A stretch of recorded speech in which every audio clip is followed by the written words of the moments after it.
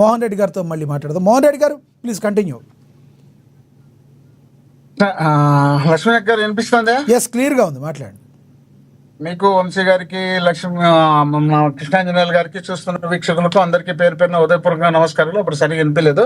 Yes sir. ఇప్పుడు నాకు వంశీ గారు అయితే బ్రహ్మాండంగా తెలుగుదేశం పార్టీ తరఫున మమ్మల్ని తిడతారు, మాట్లాడతారు, అది ఒక అర్థం ఉంది, బాగానే ఉంది. ఎందుకంటే ఆయన పార్టీ తరఫున ఆయన మాట్లాడచ్చు, ఆయన తిట్టచ్చు, దానికి సంబంధం లే. కృష్ణాంజనేయులు గారు వాళ్ళకన్నా ఎక్కువ మాట్లాడి, ఇది నా బాధ అంతా. ఎందుకంటే ఆడ కూర్చున్న తర్వాత జగన్మోహన్ రెడ్డి గారు అసెంబ్లీకి రాడు, జగన్మోహన్ రెడ్డి గారు వేరే రాష్ట్రంలో ఉన్నారు, ఆంధ్రప్రదేశ్లో లేరు, ఏం మాట్లాడుతున్నారు, ఆయన ఏం చూస్తున్నారు, ఒక పోరాటం చేయలేదంటారు, ఇప్పుడు కరెంట్ ఇది ఒక డీజిల్ పెట్రోల్ పైన పోరాటం చేసినారు, ఇంతవరకు ఒక పోరాటం చేయలేదు, ఇప్పుడన్నా ఒకటి చేసినారు, సంతోషం అని చెప్తున్నారు.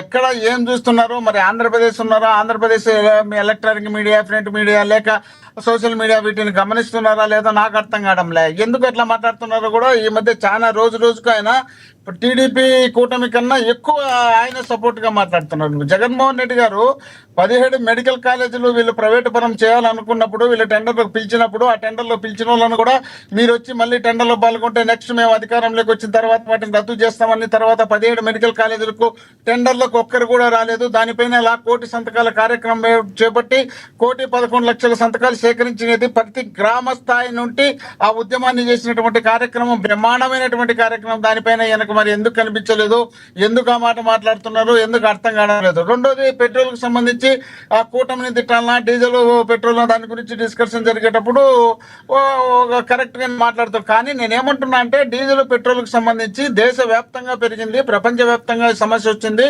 సమస్య వచ్చినప్పుడు ఇక్కడ పెరగడం సమంజసమే. కానీ నేనేమంటున్నా అంటే, ఇతర రాష్ట్రాల కన్నా మన రాష్ట్రంలో అధికంగా ఉండదు అనేది నెంబర్ 1 పాయింట్ అయితే. నెంబర్ 2 పాయింట్ వచ్చేసి, లోకేష్ గారు ఎన్నికల ముందు, లోకేష్ గారు ప్లస్ ముగ్గురు అనుకో, ఒకరేం కాదు, చంద్రబాబు నాయుడు గారు, లోకేష్ గారు, పవన్ గారు, ముగ్గురు కలిసి బ్రహ్మాండంగా ఇతర రాష్ట్రాల్లో తక్కువ ఉన్నాయి, మన రాష్ట్రంలో అధికంగా ఉంది, మనము అధికారంలోకి వచ్చిన తర్వాత ఖచ్చితంగా తగ్గిస్తాం. ఇదే కార్యక్రమాన్ని లోకేష్ గారు ఒక బార్డర్లో, చిత్తూరు బార్డర్ అనుకుంటా, ఆ బార్డర్లో మీటింగ్ పెట్టి యువగలం టైంలో ఆ మీటింగ్ లో చెప్పడం జరిగింది. ఇది తమిళనాడు, ఇది కర్ణాటక, ఇది ఆంధ్రాలో చూడండి ఏ రేటు ఉందో, కర్ణాటక వెళ్ళండి ఏం రేటు ఉందో, అక్కడే వెళ్ళండి ఏం రేటు ఉంటుందో. ఈ రేట్లన్నీ తగ్గాలంటే జగన్మోహన్ రెడ్డి గారిని ఓడించండి, జగన్మోహన్ రెడ్డి గారిని ఓడిస్తే తగ్గిస్తామని చెప్పినటువంటి ఈ పెద్ద మనుషులు ఆ రేటుకు తగ్గించాల్సిన పెద్ద మనుషులు ఆ రేటు కన్నా అధికంగా రేటు పెంచడమే కాకుండా ఇతర రాష్ట్రాల్లో ఉన్నటువంటి రేట్ల కన్నా మనం ఎక్కువ పెంచినాము. కాబట్టి దీనిపైన మేము అడగాల్సిన క్వశ్చన్ వచ్చింది. ఇప్పుడు ఓకే, మీరు చెప్పినది అర్థమైంది. దాని విషయంలో కృష్ణాంజలి గారు కూడా కరెక్ట్గానే వైసీపీ స్పందించింది అన్నారు. కానీ పేర్ని నాని గారు ఇలా మాట్లాడటాన్ని ఎలా చూస్తారు? ఎక్కడ కూటమిలో విడిపోతుందో అని పవన్ కళ్యాణ్కి ముందే తెలుసు అంటూ ఓ టైప్లో చెప్పుకురావడాన్ని ఎలా చూస్తారు? అది కూటమిని విడగొట్టే ప్రయత్నం అనుకోవాలా, ప్రజలకి మీ యొక్క భావాల్ని రుద్దే ప్రయత్నం అనుకోవాలా, ఏమనుకోవాలి? ఇప్పుడు మీరు అన్నారు ఇంతకుముందు కూడా, అది విడగొట్టడం అనేది మాకైతే అప్పుడు ఇష్టం లేదు, ఇప్పుడు ఇష్టం లేదు. వాళ్ళు చెప్పినారు, ఆ లీడర్లుగా ఉన్నటువంటి పవన్ కళ్యాణ్ గారు స్వయంగా ఆయన నోటితోనే జగన్మోహన్ రెడ్డి గారిని ఓడించడం మనతో ఒక్కరితో కాదు, జగన్మోహన్ రెడ్డి గారిని ఓడించాలంటే మనం ముగ్గురం కలిసాల్సిన అవసరం ఉంది. ఓటు చీలిపోతే జగన్మోహన్ రెడ్డి గారు ఖచ్చితంగా గెలుస్తారని ఆయన చెప్పినాడు, ఈయన చెప్పినాడు, ఇంకొక ఆయన చెప్పినాడు. అందరూ చెప్పి వీళ్ళంతా ఢిల్లీలో కూర్చొని 10 రోజులు చర్చలు జరిపి వీళ్ళు ఉమ్మడిగా వచ్చి ఆ తర్వాత వీళ్ళకి కావాల్సినటువంటి మేనేజ్మెంట్ అంతా చేసి ఓడించినారు. ఓకే, ఇప్పుడు మేము వాళ్ళు ముగ్గురప్పుడు ఓడించి గొప్పతనం, వాళ్ళు విడిపోయినప్పుడు మేము ఓడించేదేం గొప్పతనం? వాళ్ళే చెప్పినట్టే కదా, ఓడిపోతాం జగన్మోహన్ రెడ్డితో తగలేమని చెప్పినటువంటి చరిత్ర వాళ్ళ దగ్గరనే ఉంది కదా. అట్లాంటప్పుడు మేము వాళ్ళను విడదీసి ఓడించినప్పుడు మాకేం పెద్ద ఘనకారం అనిపిస్తుంది. ఆల్రెడీ జగన్మోహన్ రెడ్డి గారు 5 సంవత్సరాలు ముఖ్యమంత్రిగా పనిచేసినారు. ముఖ్యమంత్రి అన్న కాకుంటే కేవలం ముఖ్యమంత్రి కోసమే ఆయన తాపత్రయపడుతున్నాడు, ఏదో విధంగా ముఖ్యమంత్రి కావాలనుకుంటున్నారు, అదే సీట్లో ఉండాలనుకుంటున్నారు అనే ఆలోచన మనం రుద్దొచ్చు. ఆ ఆలోచన కూడా మాకు లేదు. కాబట్టి ఆ రోజు కూడా మేమే జగన్మోహన్ రెడ్డి గారు ఆ నిర్ణయం తీసుకొని ఉంటే వీళ్ళు ముగ్గురు కలిసేవాళ్ళు కాదు, వీళ్ళు ముగ్గురు కలిసి పోటీ చేసేవాళ్ళు కాదు, వీళ్ళు ముగ్గురు కలిసి పోటీ చేయకుండా పోతే వీళ్ళు గెలిచేవాళ్ళు కాదు. మేము కలిసాలనుకోలేదు, మేము సింగిల్ గానే పోటీ చేయాలనుకున్నాం. కాబట్టి ఆ రోజు మేము ఓటానికి గురి అయినామనేది ఒక ఆలోచన అనుకుందాం. కాయాల్సిన అవసరం మాకు లేదు. నెంబర్ 2. నెంబర్ 3, పవన్ కళ్యాణ్ గారు పదే ఇండైరెక్ట్ గా డైరెక్ట్ గా ఆయన ఒకసారి ఒక మాట మాట్లాడి రెండోసారి దాన్ని డైవర్ట్ చేస్తూ వస్తున్నారు. ఇప్పుడు అసెంబ్లీలో కానీ అసెంబ్లీ బయట కానీ చంద్రబాబు నాయుడు గారు స్వయంగా ఈ తిరుమల లడ్డూకు సంబంధించి జగన్మోహన్ రెడ్డి గారి ప్రమేయం ఉన్నట్టు ఆయన ఆయన ఆయన మాట్లాడే మాటల్లో బయటపడింది. ఆ తర్వాత అదే పవన్ కళ్యాణ్ గారు అసెంబ్లీకి వచ్చినప్పుడు ఆయన నోటితో అసెంబ్లీలో ఎవడన్నా బుద్ధిన్నోడు జగన్మోహన్ రెడ్డి ఇది లడ్డూ ప్రసాదానికి సంబంధించి ప్రమేయం ఉంది అని ఎవరంటారు అని ఆయన నోటితో చెప్పినాడు.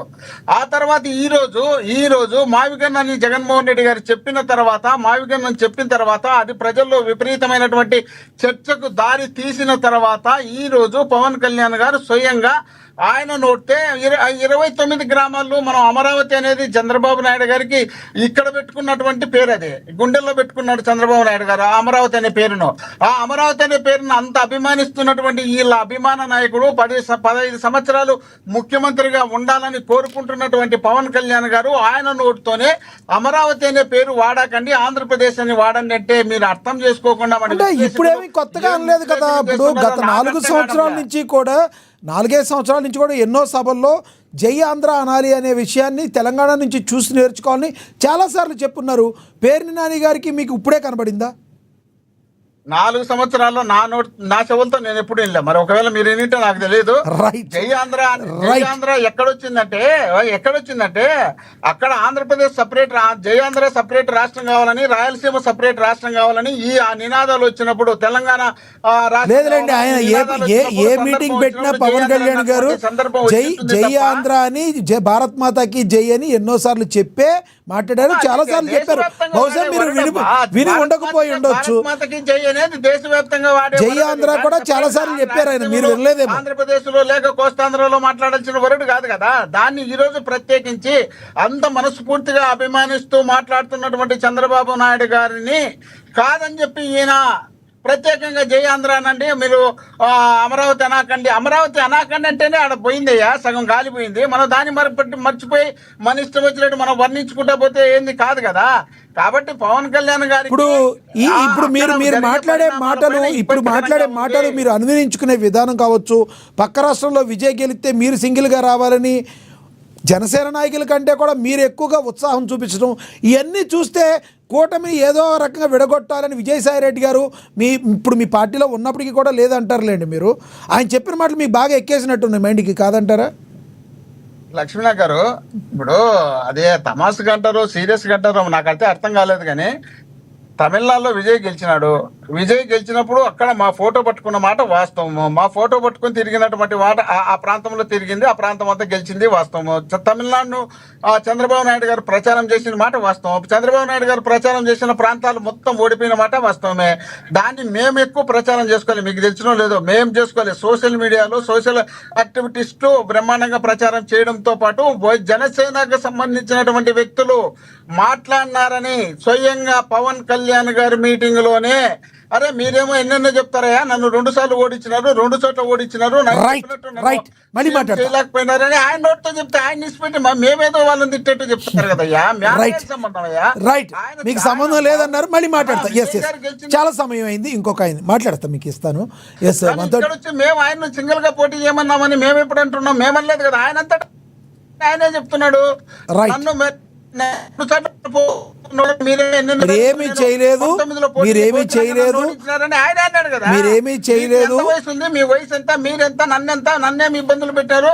ఎన్జి రంగా గారిని వంగవీటి మోహన్ రంగా గారిని చంపినప్పుడు మీరందరూ లేరా, మీరందరూ ఏం గాడుదులుగా చన్నారా? ఇవన్నీ మీ కార్యకర్తలు మాట్లాడింది. ఆయన నన్ను అడిగితే ఎట్లా, మాకు అడిగితే ఎట్లా, మాకేం సంబంధం అది?